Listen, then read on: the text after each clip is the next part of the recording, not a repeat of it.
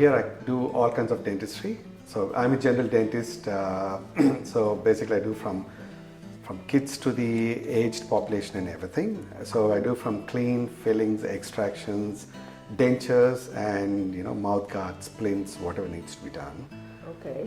But I do more, mainly I do more of tough extractions like wisdom teeth extractions, or some of the teeth which the other dentists find it difficult.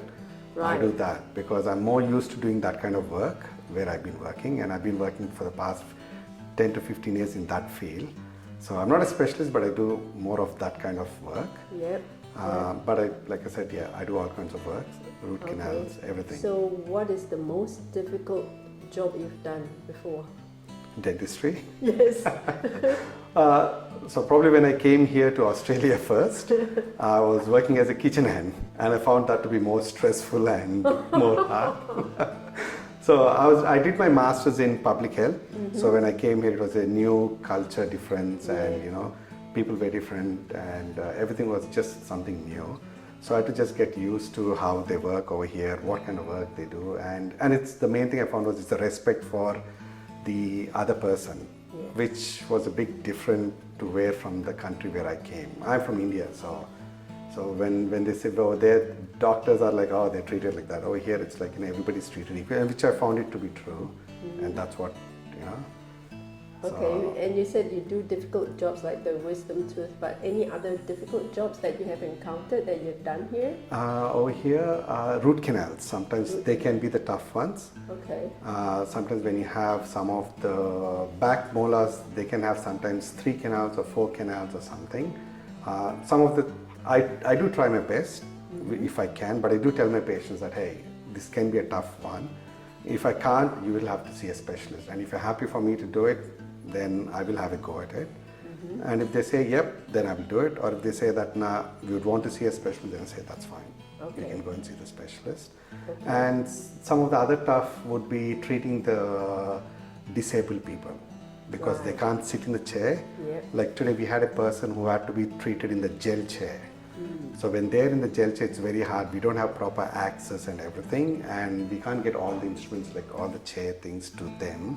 So that's what makes it a little bit hard, but we did manage to do the treatment for that patient today. Okay. So those are the things which can be really challenging, or sometimes we do have even like, autism children and things. Children are always the hard ones. Really? They're always the hard ones, but we do manage some of them.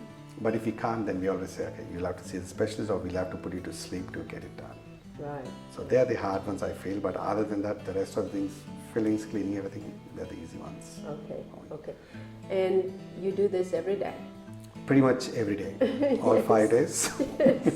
And I'm sure you have to like it to do it, right? Oh, definitely, yeah. So why do you like this job?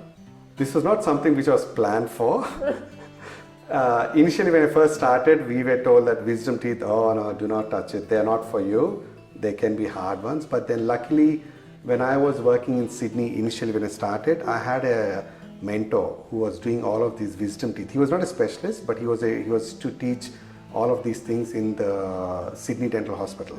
So I was working under his guidance, and then he said, Ben, come, we'll go, I'll teach you all of this stuff. So he used to work at different places, and then I used to follow him and then started doing things with him. And then I started enjoying. I was like, oh, this is, it looks tough, but it's not as tough as it is. Then I had my boundaries to what I can do. Even now, it's the same thing. So initially when I started, I used to show him all my x-rays, everything, all my cases to him, and I was to ask him, hey, do you think I can do this? And he used to say that, yes, you can do this. He's like, no, you're still not at that stage, do not do it. So I had him as my backup, so I knew that, okay, if I couldn't do it, or when he was there, I used to do the tough ones, or the ones next level. So I knew that if I was going to go wrong, then he was always there to help me out. And then the more I did, he was always there, but luckily, touch wood, nothing happened. So everything has been going good. And then anytime I have any issues, or if I still think there's some tough case, I still refer it to the specialist and ask him, hey, to him, do you think, what is my approach and everything? He always guides me. And then as we do more and more, then experience kicks in, and then you think that, and I love it, because you're trying to help the patients. the thing is, since I moved to Mid-North Coast, there were not many dentists, and we don't have many specialists here. That's a problem. So all these people used, and they had to wait for a few years to be seen by the specialist, because the specialists are here only once a month or something like that. So that's how got me into that. Okay, how can I help the patient more? So and then slowly I started doing things, and that's how I learned things. Okay. But there are still some which are out of my scope, Yeah. which I say that now it's better to be seen by a specialist. I'm Yeah. not the one for that thing. So how would you know if you have wisdom tooth? Nowadays, the tools are great. Now we have the first one we look at is clinically how it looks. Right. If you can't see that, then we look at that X-rays, the normal X-rays, and sometimes that tells me pretty much if I can do it or not. And if something doesn't look right, then we go for the cone beam CTs, like that's called, we call it as a CBCT. So that X-ray tells us exactly where the nerve is going, where the roots are, how close is it to the root, what are the chances of you doing anything wrong in that thing. Or if you're doing the upper tooth, then it tells you where is the sinus, how close is it to the sinus, what are the complications you can get through all of these things. Yeah. And by looking at that, then I make the call. Okay, this is something I can do. Or I'll be like, oh no, there's going to be a problem, see the specialist. Okay, but when I had my wisdom tooth, I was like a teenager, right? Yep. And then I had frequent headaches, and Yes. and that's why they discovered it was because of the wisdom tooth. But as a teenager, while they're growing up, how would they know that they have wisdom tooth? Is it because it was triggered by a problem, and that's why Normally, most of the times it's triggered by a problem. Right. Like most of the time nowadays, what you see is crowding teeth. There's not enough space. So that says that, okay, there could be a wisdom tooth problem, could be. Okay. The most common thing they say is we have pain or it's hurting or something. So when they say that, the first thing we look in the mouth. So normally if it's around 18 years or something, 16 plus, most of the times the tooth would be trying to come up and it's not coming straight, it's coming in a sleeping position. So that causes the problem there. That's the most common thing we find. But sometimes when we do these x-rays in general routine, just to see how other teeth are, then we find some of these wisdom teeth, they're not coming in the right direction how they should. And that's when we are like, okay, hey, there could be a problem down the track, better get the teeth out. So that's one of the most common things. Or the young kids nowadays, they have braces. And once they finish their braces treatment and everything, most of the times the orthodontist, they say, okay, get your wisdom teeth out, otherwise it can ruin all the work we've done. So that's when they come and see us with these x-rays or something. And that's how we detect these things. But most of the times, it's around the 20 to 30 year age group where you find most of the problems, because the teeth wants to come out, but there's not enough space.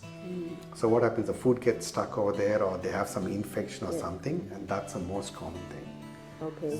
So that's when they discover that they have a wisdom tooth. Yeah, or that's when they whatever. discover they have a wisdom tooth or something. But if you are proactive and you visit the dentist while you are in your teenage years, then you could have discovered it earlier. That's what. So when we do that big X-ray, the OPG, what we Yeah. call, in that we will know exactly what's the direction of the tooth. So instead of coming straight, if it's coming horizontally, then we tell them, hey, I can see some potential problems with these things. So my advice would be is to get it out before it starts to cause an issue. So we always leave the decision to the patients or the parents, We can see that with our experience, this is what it is. Now, if they say yes, we can also see that we want you to get it out, we'll do it. If they say that, nah, we'll wait, then that's up. So we should tell parents that they should at least visit the dentist regularly while they're growing up. I always tell them every 6 months, done. Because it's not only for the wisdom teeth, but let's say if you have a decay, it's in the early stages, then we can catch it and then we can fix it up. So we don't have to go for the big drillings or root canals or something. Normally patients don't come to us till they're in pain. And once they're in pain, the next thing we tell them is, hey, either you need root canal or it needs to come out. And root canal is expensive, and after root canal you need to get a crown. So everything adds up. Whereas if you come and see me in 6 months and then you say, oh, I can see a small hole starting. Okay, how long does it take? Just one small drill, fill it, and then done. Okay. So, Okay, one question. What do you do outside of looking at teeth? Well, the kids, the family and the kids. Oh, okay. Some household chores, as usual, which every one of us does. But other than that, I used to play squash. Unfortunately, the courts are closed in KMC, but I'm like, let's say, jack of all trades. I play cricket, badminton, squash, and then I'm a part of the Mid-North Coast Indian Association. Oh, yes. So we try to, when we have we try to always organize and try to do something for the group or for the community. We try to raise money for some of the disadvantaged groups, and we try to donate money to that groups. So What kind of disadvantage groups? like it can be like, the what do you call, the domestic violence group, or people who haven't got homeless people. So all of those groups, or any. So we always try to have a target. Okay, if we can make so much of money for this event, we'll try to donate this money to this association. Right. Or or for every event we do, we try to say that, okay, we'll try to donate money here, or we'll do that thing. So do you have any initiatives going on or coming up? We had one like Diwali recently, couple of months back, Yeah. where we had all the we did it in Town Green. Yes. And it was a big event. Yes. So we have one tonight actually. Tonight? Tonight, yeah, in Players Auditorium. Oh, yeah. So we are doing that Indian dance, classical dance and everything. Ah, nice. So we're doing that there. Okay. So just to raise funds and see if we can help anyone in need or something. Yeah, now it's winter, so Yes. yeah, and a lot of people are affected by the recent floods. Floods as well. and yeah. true. So I try to do some of, like, as a part of that association, we try to do something like that. Yeah, that's good. I was going to movies or catch up with the families and friends. Do some cooking. Oh, there's some cooking. Yeah, Even cooking. I enjoy cooking, so that's like a stress breaker. So what's the best dish you've cooked? It's a chicken maharaja, they Oh, call nice. it. Yeah, so that's an Indian style cooking. Yes. So the kids love it because it's less spicy. I love it too. Yeah. And bake some sweets or something like that. So yeah, do some of those things. Oh, nice. Okay. Yeah. Is there anything you want to say to parents, families, and Right. So it's like, a stitch in time, save 9. I always say that, get your kids or yourselves, everyone, whether you have pain or no pain, come to the dentist every 6 months. They will love us. You come and see us once in a while, we will hear the term, we hate you. Which we are used to that term. But then you come and see us once in a while, then it's very hard for us also to treat. And more than that, it becomes very expensive. Dentistry, unfortunately, is an expensive field. So, but if you come and see us every 6 months, then your treatment cost is low. More than that, you're able to keep all your teeth. That's the main thing, because at the end of the day, nowadays, you lose a tooth. What are your next best options? You look at implants or you look at crowns and bridges, and they're not cheap. They are way expensive. But at the end of the day, your natural tooth is your natural tooth. yeah. Artificial is always artificial. Earlier on, you were seeing a patient who said she had pain this morning when she Yep. woke up, and then she came to you, and she said, "I'm so happy, pain relief is just around the corner." Yes. I thought that was very good. And trust me, dental pain is the worst pain. They say, like, most of the women say it's worse than birth. I can't relate to that thing, unfortunately, but I do know, yes, it is very bad, because I had a toothache and I was waiting the whole night. I just couldn't sleep. I was waiting for morning just to go and see one of the dentists when I was it was in my teens. So when people say that I'm in pain, I can understand exactly what they're trying to say and what they're trying to tell. So that's why I always tell them, come early, come and see us. No matter whether you have or not, every 6 months, like how every year you go to your doctor to get a blood test done, I always tell them, come and see us. We can fix, if there's something that needs fixing, it's a very easy job, rather than trying to pay for everything and then lose the tooth or something. Yeah, very good. All right. Thank you so much. Thank you very much for that. Thank you.